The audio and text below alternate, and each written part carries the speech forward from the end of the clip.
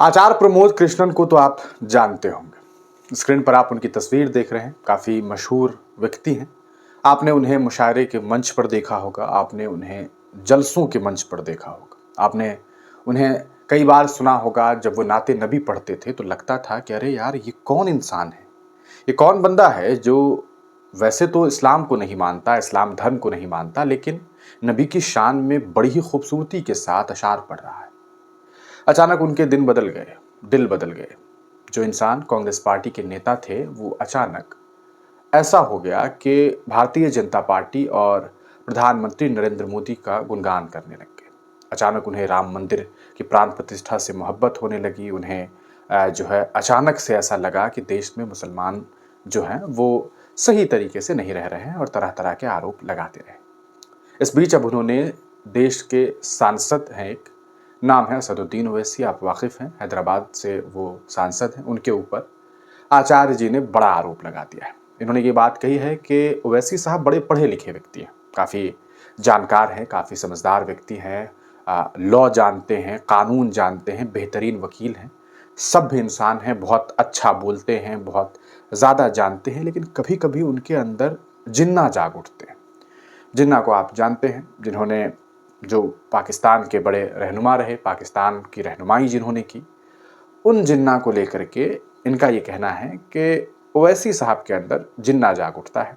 इनका कहना है कि सब कुछ ठीक रहता है, लेकिन अक्सर ओवैसी साहब के अंदर जिन्ना जाग उठता है और ओवैसी साहब जिन्ना की सोच पर चल रहे हैं और इस देश को तोड़ना चाहते हैं, देश को दो हिस्सों में तोड़ना चाहते हैं। ये बात वो आचार्य साहब कह रहे हैं जिन्हें उर्दू दाव ने मंच दिया और उसके बाद वहाँ से खड़े होकर उन्होंने कुछ अशार पढ़े, मोटी रकम भी ली और अब उनके तेवर बदल गए हैं और अब असदुद्दीन ओवैसी को टारगेट कर रहे हैं। हम आपको वीडियो दिखाना चाहेंगे कि आखिरकार उन्होंने एग्जैक्ट क्या बात कही है, ताकि आपको पता चल सके कि कैसे इन्होंने ये बातें कही। सुनिए। असदुद्दीन ओवैसी साहब कह रहे हैं। असदुद्दीन ओवैसी साहब बहुत ही अच्छे पढ़े लिखे विद्वान वकील हैं, एडवोकेट हैं, मगर कभी कभी उनमें ना जिन्ना की आत्मा आ जाती है, उनमें जिन्ना की रूह घूमती है। मुझे लगता है कि असदुद्दीन ओवैसी मॉडर्न जिन्ना बनना चाहते हैं, आधुनिक जिन्ना बनना चाहते हैं और देश को तोड़ना चाहते हैं। असदुद्दीन ओवैसी साहब कह रहे हैं।